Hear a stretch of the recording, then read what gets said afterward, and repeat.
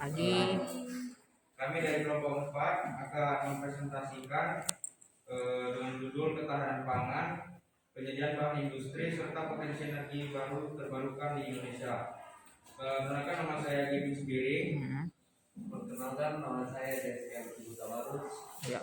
Perkenalkan, nama saya Dea Silvana Sebiring. Oke, bagus. Perkenalkan, nama saya Maria Stefani Bulan. Perkenalkan, nama saya Maria Kasaribu. Perkenalkan, nama saya Dea. Iya. Ya, kemudian kami akan mulai presentasinya. Yang pertama adalah ketahanan pangan. Ketahanan pangan merupakan ukuran kelentingan terhadap gangguan pada masa depan atau ketiadaan suplai pangan penting akibat berbagai faktor seperti kekeringan, gangguan perkapalan, kelangkaan bahan bakar, ketidakstabilan ekonomi, peperangan, dan sebagainya. Penilaian ketahanan pangan dibagi menjadi keswadayaan atau keswasembadaan, perorangan atau self-sufficiency, dan ketergantungan eksternal yang membagi serangkaian faktor risiko. Meski berbagai negara sangat menginginkan keswadayaan secara perorangan untuk menghindari risiko kegagalan transportasi, namun hal ini sulit dicapai di negara maju karena profesi masyarakat yang sudah sangat beragam dan tingginya biaya produksi bahan pangan jika tidak diindustrialisasikan. Kebalikannya, keswadayaan perorangan yang tinggi tanpa perekonomian yang memadai akan membuat suatu negara memiliki kerawanan produksi. Mendefinisikan 3 komponen utama ketahanan pangan, yaitu ketersediaan pangan, akses pangan, dan pemanfaatan pangan. Ketersediaan pangan adalah kemampuan memiliki sejumlah pangan yang cukup untuk kebutuhan dasar. Akses pangan adalah kemampuan memiliki sumber daya secara ekonomi maupun fisik untuk mendapatkan bahan pangan bernutrisi. Pemanfaatan pangan adalah kemampuan dalam memanfaatkan bahan pangan dengan benar dan tepat secara proporsional. FAO menambahkan komponen keempat, yaitu kestabilan, dan ketiga komponen tersebut dalam kurun waktu yang panjang. Ketahanan pangan juga sangat penting karena mendukung pertahanan keamanan. Tidak hanya sebagai komoditi ekonomi, pangan merupakan komoditi yang memiliki fungsi sosial dan politik baik nasional maupun global. Untuk itulah ketahanan pangan mempunyai pengaruh yang penting terhadap keamanan. Adapun empat pilar ketahanan pangan, yaitu 1. Ketersediaan, yaitu tersedianya pangan yang cukup baik jumlah maupun mutunya. Yang kedua, akses, yaitu terjangkaunya pangan atau memiliki sumber daya untuk mendapat pangan. Yang ketiga, pemanfaatan, yaitu penggunaan yang tepat berdasarkan pengetahuan gizi dasar. Serta 4, stabilitas dari ketersediaan dan pemanfaatan. Ini adalah peta kerendahan terhadap kerawanan pangan Indonesia. Di peta kita melihat warna merah tua di bagian Pulau Papua yang menjadi prioritas 1, dan kita lihat di Pulau Jawa itu hijau tua yang menjadi prioritas 6. Kemudian dilanjutkan oleh teman saya, yaitu dia.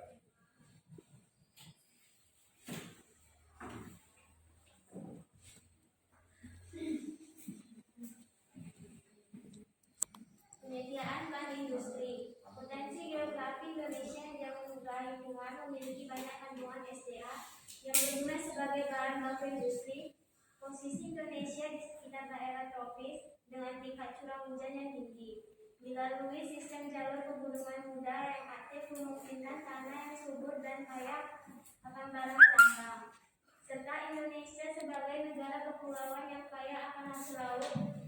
Selain barang tambang, potensi alam Indonesia yang dimanfaatkan sebagai bahan baku industri berasal dari bahan pertanian, perkebunan, hutan maupun laut. 1. Perkebunan. Indonesia merupakan negara yang kaya akan keragaman flora. Iklim sangat cocok untuk tumbuh sebagai jenis tanaman. Salah satu tanaman yang dinilai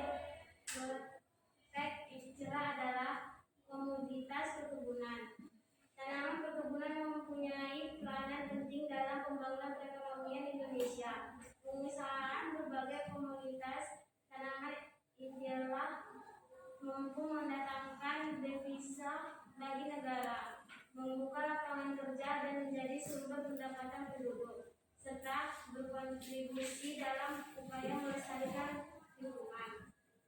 Budidaya perkebunan sudah merupakan kegiatan usaha yang hasilnya untuk diekspor atau digunakan sebagai bagian baku industri. Komoditas perkebunan antara lain cengkeh, kapas, kelapa sawit, kopi, lada, tebu, tembakau, dan vanili. 2. Pertanian. Agroindustri adalah kegiatan yang memanfaatkan hasil pertanian sebagai bahan baku, merancang dan menyediakan peralatan serta jasa atau kegiatan tersebut. Secara eksplosif, pengertian agroindustri dikemukakan oleh Augin 1981, yaitu perusahaan yang memproses bahan nabati yang berasal dari tanaman atau hewani yang berasal dari hewan. Proses digunakan mencakup perubahan pengawetan melalui perlakuan fisik dan atau kimiawi, penyimpanan, pengemasan, dan industri. Produksi agroindustri ini dapat merupakan akhir yang siap dikonsumsi atau sebagai produksi bahan baku industri lainnya. Agroindustri merupakan bagian dari kompleks industri pertanian sejak produksi bahan pertanian primer, industri pengolahan atau transformasi sampai penggunaan oleh konsumen. Komoditas hasil pertanian Indonesia yang sudah menembus pasar internasional mandiri adalah minyak nilam dan minyak asitri, kopi, coklat, minyak kelapa sawit C. Akan diteruskan oleh Amelia.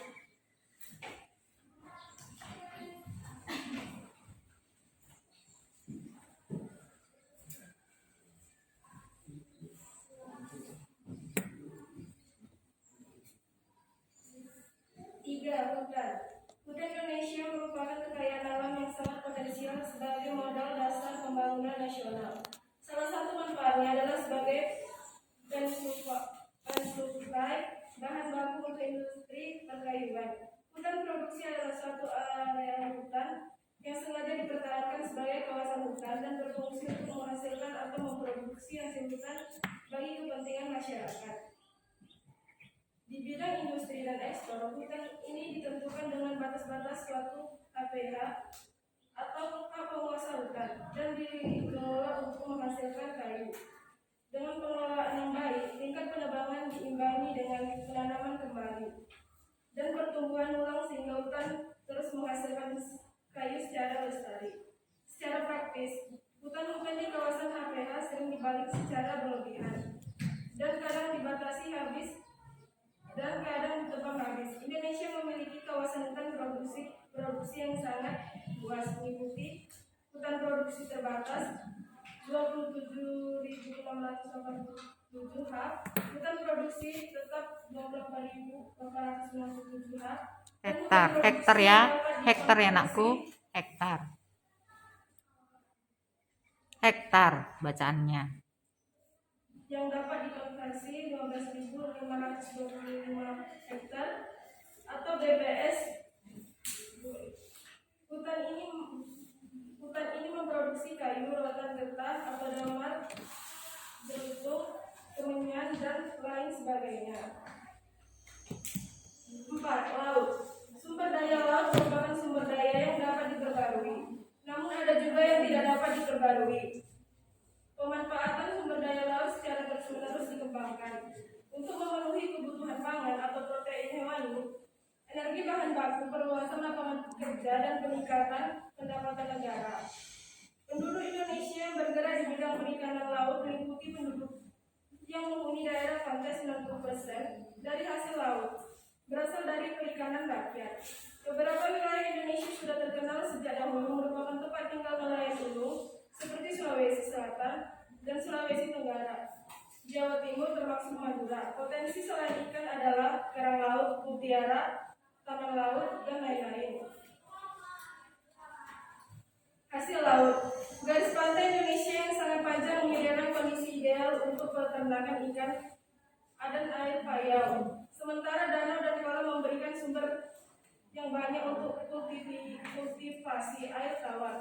Peternakan ikan laut di keramba terapung di lepas pantai adalah wilayah yang membutuhkan perhatian yang lebih dekat. Pemerintah telah mengalokasikan anggaran dana untuk membantu peternakan ikan kecil dan telah meminta bantuan perusahaan dan organisasi asing untuk memodernisasi sektor ini. Komoditas agrotur Indonesia termasuk sebagai jenis ikan, udang, dan rumput laut.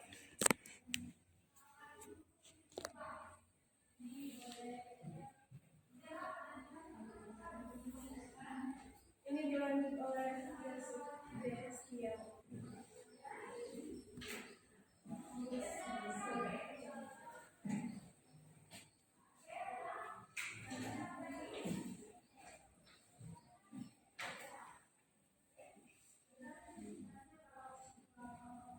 Potensi energi terbarukan. Indonesia Terbarukan. memiliki potensi energi baru terbarukan atau FBT yang cukup besar di antaranya mini mikro sebesar 450 MW, biomas 50 GW, energi surga surya 4,80 kWh atau F2 atau energi angin 3 sampai 6 M dan energi nuklir acara pos tentang di dengan energi baru terbarukan yang belum lama ini diselenggarakan Pusdatin SDM. Saat ini pengembangan FBT mengacu kepada Resolusi 5 tahun 2006 tentang kebijakan energi nasional. Dalam proses disebutkan kontribusi FBT dalam membangun energi nasional pada tahun 2025 adalah sebesar 17% dengan komposisi bahan bakar nabati sebesar 5%, panas bumi 5%, biomasa, nuklir, air, surya, pemerintah adalah dan angin 5%, serta batu bara yang dicairkan sebesar 2%. Untuk itu, langkah-langkah yang diambil pemerintah adalah menambah kapasitas terpasang pembangkit listrik hidro dari 2,846 MW pada tahun 2025. Kapasitas terpasang biomasa 180 MW pada tahun 2020. Kapasitas terpasang angin sebesar 0,9 GW pada tahun 2020. Tahun surya 0,87 GW pada tahun 2024 dan nuklir 4,2 GW pada tahun 2024. Total investasi yang diserap pengembang FBT sampai tahun 2025 diperkirakan sebesar 13 juta, 109 juta USD.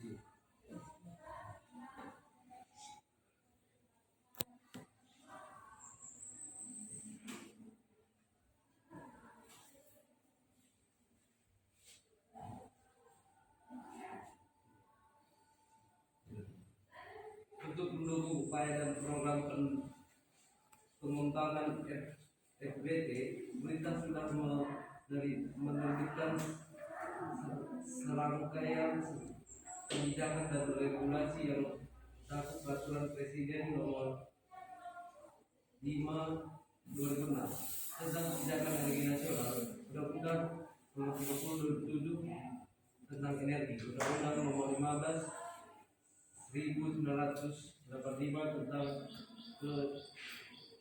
Ketenagalistrikan. PP nomor 10.989 sebagaimana yang telah diubah dengan PP nomor 3 2005 tentang perubahan peraturan pemerintah nomor 10 tahun 1989 tentang penyediaan dan pemanfaatan tenaga listrik dan PP nomor 26 2006 tentang penyediaan dan pemanfaatan tenaga listrik. Permen SDM nomor 002/2006 tentang usaha pembangkit listrik tenaga energi terbarukan skala menengah dan Permen SDM nomor 1122/30 2002 tentang pembangkitan skala kecil terbesar. Saat ini sedang disusun PP energi barukan yang berisi pengaturan untuk kewajiban penyediaan dan pemanfaatan energi baru, energi terbarukan dan pemberian kemudahan serta insentif ditentukan oleh Rampana.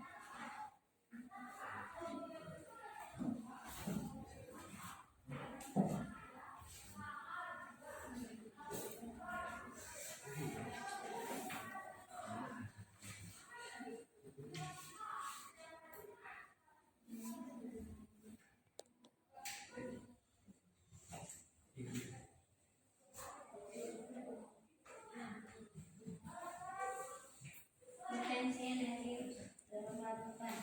Upaya yang dilakukan untuk mengembangkan Indonesia adalah mendorong pemanfaatan dalam industri, pertanian dan perhutanan sebagai sumber energi setara terintegrasi dengan industrinya, mengintegrasikan pengembangan biomasa dengan kegiatan ekonomi masyarakat, mendorong komunikasi teknologi kompensasi dari biomasa dan usaha penunjang dan meningkatkan penelitian dan pengembangan pemanfaat limbah termasuk sampah lokal untuk energi.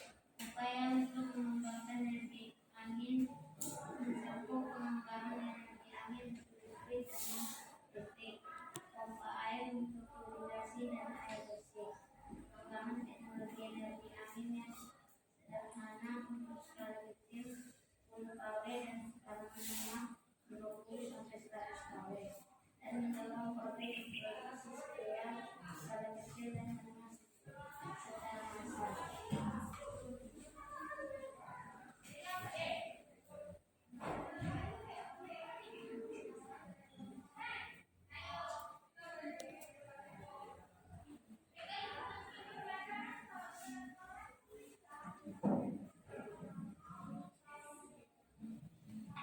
Inilah peta energi terbarukan.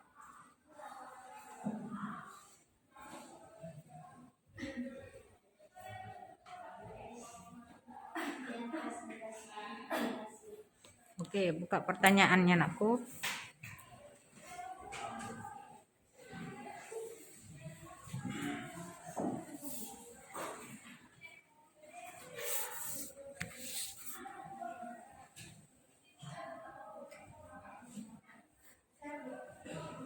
Belum dimulai dibuka.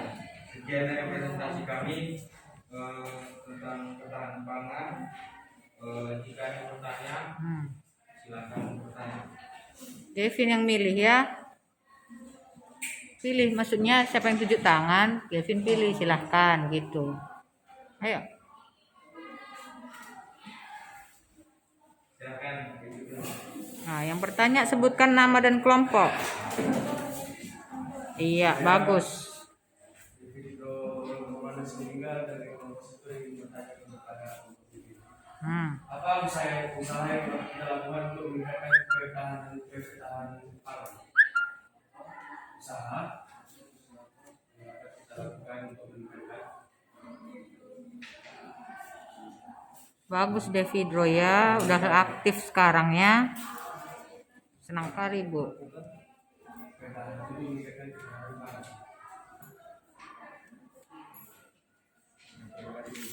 Hmm.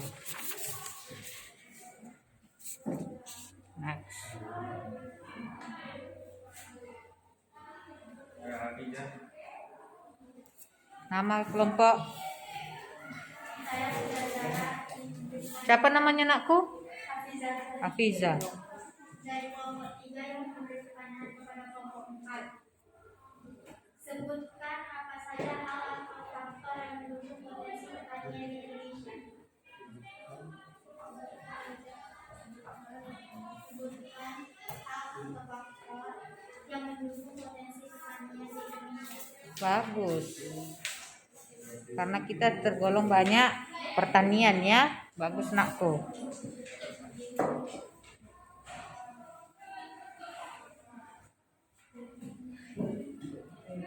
Ya, saya. Hmm. Sebutkan nama dan kelompok. Perkenalkan, nama saya Marius, dari kelompok 1. Apa saja potensi bahan industri yang berasal dari laut? Apa saja potensi bahan industri yang berasal dari laut? Bagus.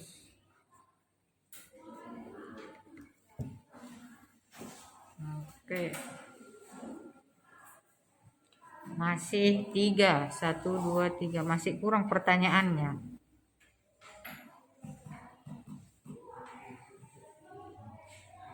Buka, Kevin. Ada lagi yang bertanya? Bertanya. Ayo.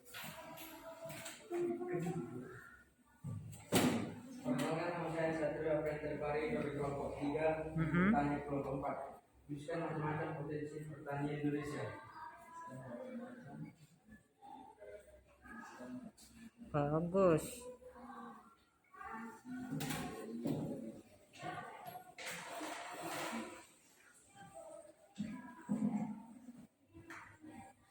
Ada lagi yang bertanya? Ya, nama kelompok. Perkenalkan, nama saya Marcelina Tarigan. Siapa namanya nakku? Marcelina Tarigan. Marcelina. Saya dari kelompok 1 ingin menanyakan apa saja dampak positif dari adanya penyediaan bahan industri.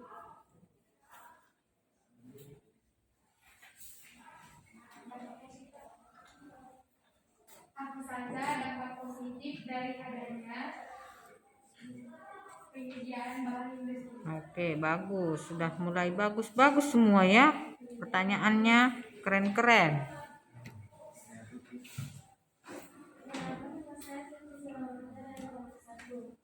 Siapa namanya nakku? Suci. Kelompok 1.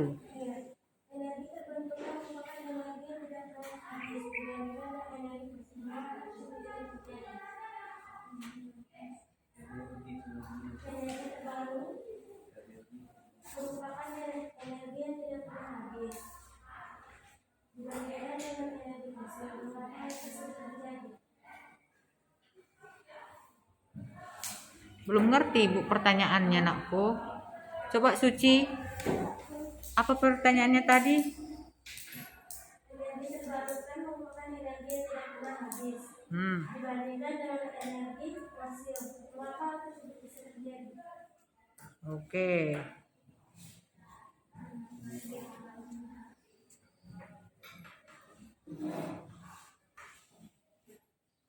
Satu, 2, 3, 4, 5, 6. Udah habis. Oh, masih ada. Ayo, bagus. Ada nanti yang double. Jangan garut-garut kepala, Gepin. Ayo. Arimbi Putri dari kelompok 1. Putri. Arimbi Putri Arimbi. dari kelompok 1 ingin menanyakan ke kelompok 4. Langkah-langkah apa saja yang dilakukan pemerintah untuk mengembangkan energi nuklir? Oke. Bagus.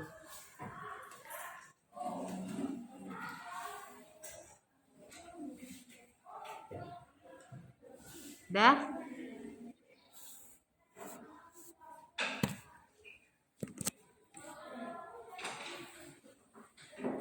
lagi pertanyaan. Langkah-langkah apa saja yang dapat Ada lagi pertanyaan. Bukan ulangi katanya, ada lagi. Udah? Oke. Yang mana yang mau duluan boleh ya anakku, acak boleh.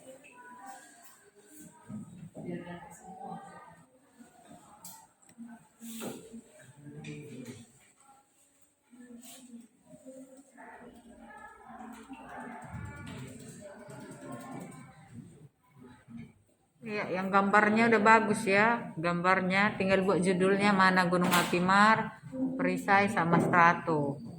Yang mana dia? Tulis judulnya.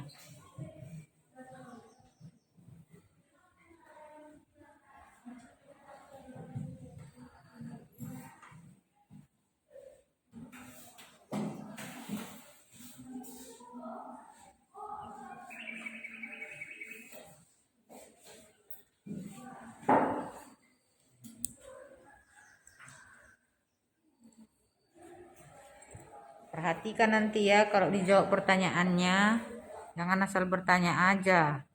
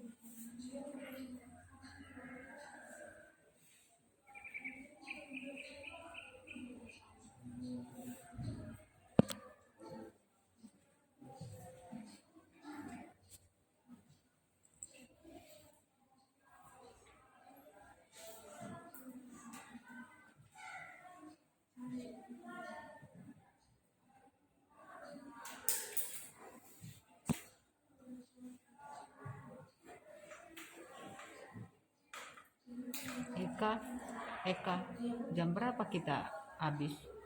Jam berapa kita habis?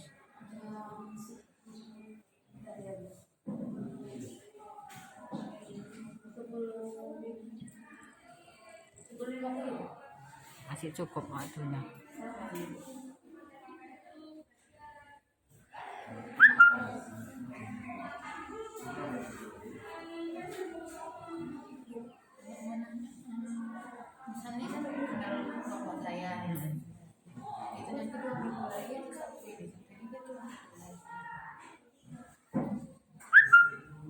Oh, boleh nanti kalian presentasikan materi kelas 10.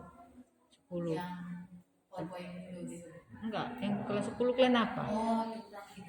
Nah, itu dulu. Kan satu les cukup. Ya, 2 les ini. Ini mereka ini kurasa gak cukup untuk gambarin. Kalau bisa dijawabnya cepat, bisa itu di depan. Nanti langsung siklus kan, siklus hidrologi, siklus pendek, sedang, panjang. Sama daerah aliran sungai. Bagaimana sungai dendritik, gambarkan nanti di depan. Tipe-tipe ke sungai.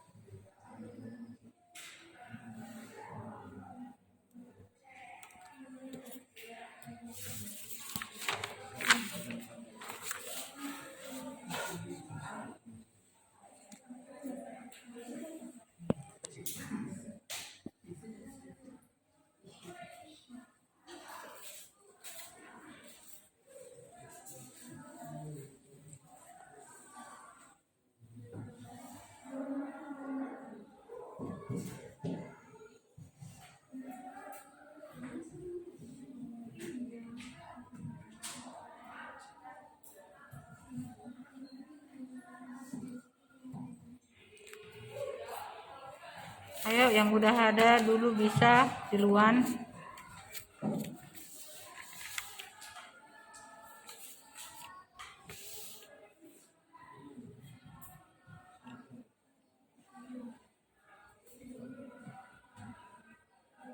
Yang di depan itu kalian gambar itu anakku.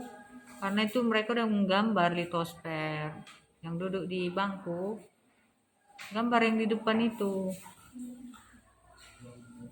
Lapisan buminya sama jenis gunung api tuh, 3 jenis gunung api. Di catatan mau dibuat. Jangan dibawa aja buku-buku ke sekolah, bawa ke rumah lagi kosong-kosong. Dengar nih Ibu?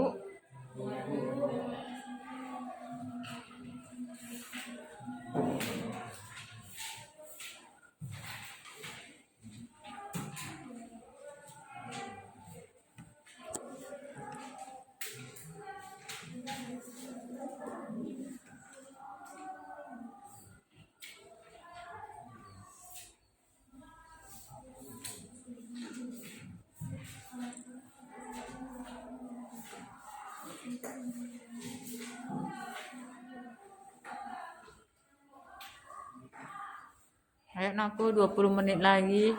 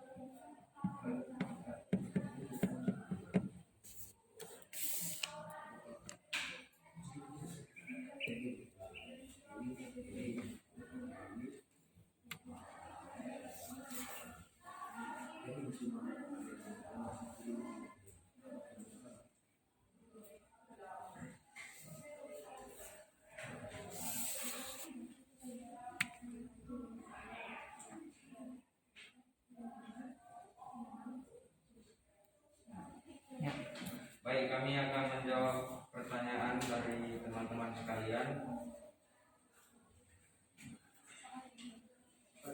Yang menjawab sebutkan namanya ya. Nama saya akan menjawab pertanyaan dari Nama saya Rana Bintang. Saya akan menjawab pertanyaan dari ketiga. Apa usaha dapat dilakukan untuk meningkatkan ketahanan pangan? Pemerintah harus konsisten mendasarkan rakyat dengan memproduksikan dan memiliki kepentingan petani khususnya. Pemerintah harus memperluas lahan dan meningkatkan usaha tani untuk produksi pangan. Menginisiasi usaha dan pemakaman pangan seperti padi, jagung, gandum, jalan, pisang, kuning, dan jagung. Menjamin ketersediaan benih jenis tanaman meningkat. Menyediakan pupuk dengan harga terjangkau. Mengembangkan sistem distribusi pangan yang adil dan penelitian dan pengembangan di bidang pangan, penelitian aspek pertahanan dari data ruang masyarakat dan budaya. Dah? Bisa di video? Dah. Oke, lanjut. Perkenalkan, nama saya Kacar Ibu. Saya dari kelompok 4 ingin menjawab pertanyaan teman yang bisa dari kelompok 3. Sebutkan apa saja faktor yang mendukung potensi pertanian di Indonesia. Potensi pertanian di Indonesia didukung oleh letak geografis Indonesia yang berada di sekitar garis khatulistiwa, kesuburan tanah, kesediaan air yang melimpah, sumber daya hayati, dan kondisi iklim tropis yang sesuai. Pengelolaan yang optimal di sektor pertanian akan memberikan kontribusi positif bagi peningkatan ekonomi. Dukungan ilmu pengetahuan dan teknologi di bidang pertanian menjadi modal dasar bagi peningkatan produktivitas selama pertanian, sehingga Indonesia dapat menjadi salah satu negara bersuasembada. Mana Hafizah?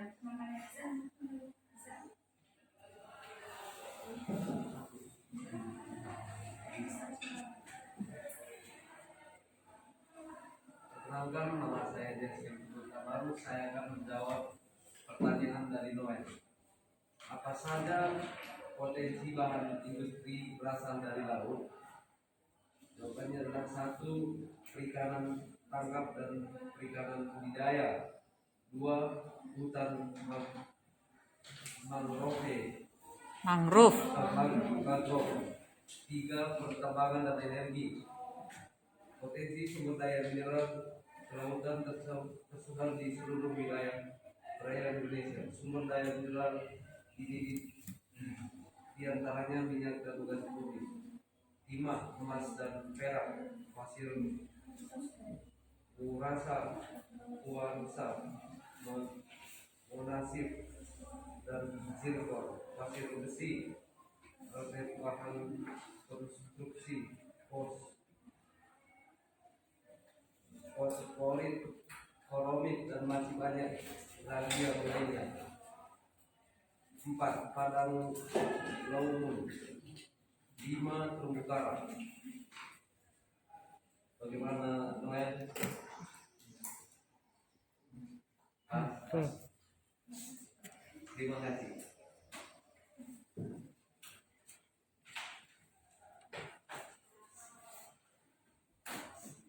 Perkenalkan, nama saya Vanessa Pantarian. Saya akan menjawab pertanyaan dari Satrio. Tuliskan macam-macam potensi pertanian di Indonesia. Macam-macam potensi pertanian di Indonesia ada beberapa, seperti 1. Padi. Padi di hampir semua daerah di Indonesia. 2. Jagung. Tanaman yang sempat menjadi makanan pokok masyarakat Madura dan NTB dihasilkan di daerah tersebut, walaupun Pulau Jawa juga menyumbang jumlah yang signifikan. 3. Ubi kayu atau singkong. Tanaman yang mudah ditanam, bisa di tanah basah atau kering, dan bisa tumbuh di ketinggian hingga 800 mdpl. Termasuk terbanyak tanaman ini di Indonesia adalah Jawa Barat. Iya, bagus ya. Inti dari pelajaran kita tentang potensinya. Ayo. Perkenalkan, nama saya Dia Tirbana sendiri. Saya akan menjawab pertanyaan dari Maksudna. Apa saja dampak positif dari adanya penyediaan bahan industri? Dampak positif dari penyediaan bahan industri adalah 1. Terbukanya lapangan kerja. 2. Mengurangi pengangguran. 3. Terpenuhnya berbagai kebutuhan masyarakat. 4. Pendapatan atau kesejahteraan masyarakat meningkat. 5. Meningkatnya ekonomi masyarakat secara industri. 6. Bisa menghasilkan banyak barang untuk kebutuhan manusia. 7. Menghemat devisa negara. 8. Mendorong untuk berpikir maju bagi masyarakat. 9. Terbukanya usaha-usaha lain di luar bidang industri. 10. Perubahan usia bisa. Mana deh? Bagus. Terima kasih. Iya, saya terima. Ini bagus kayak guru aja. Saya akan menjawab pertanyaan Suci. Iya. Mengapa energi terbarukan tidak habis dibandingkan fosil? Energi terbarukan fosil karena energi terbarukan merupakan sumber energi alam yang digunakan secara bebas. Bisa diperbarui terus-menerus dan tidak terbatas. Terima kasih. Aman.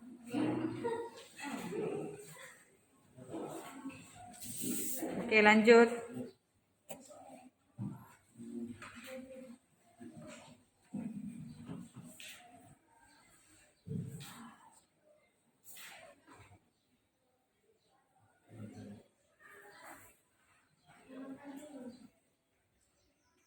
Menggunakan masa Yuri Subiring, saya akan menjawab pertanyaan dari Arimbi.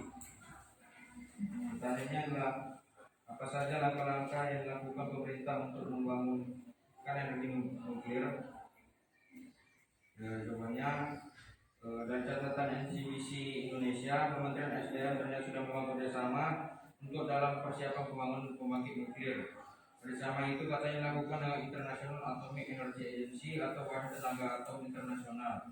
Tapi upaya pemerintah untuk membangun listrik dari tenaga nuklir itu belum disepakati karena pemerintah mengambil langkah dan syarat yang ditentukan. Menteri SDM mengatakan bahwa untuk persiapan pembangkit nuklir di Indonesia ada 19 butir infrastruktur yang harus dipenuhi oleh Indonesia dalam mengambil keputusan untuk mengembangkan pembangkit itu. Jawabannya sudah bisa diterima. Terima kasih. Oke, bagus ya. Pertanyaannya bagus, jawabannya bagus. Tutuplah untuk ini bermasuk ke litosfer. Sesi tanya jawab sudah selesai. Terima kasih. Mohon maaf jika ada salah kata. Kemudian dilanjutkan dengan penjelasan. Sekian dan terima kasih dulu, nak. Sekian dan terima kasih. Berikan applause lah.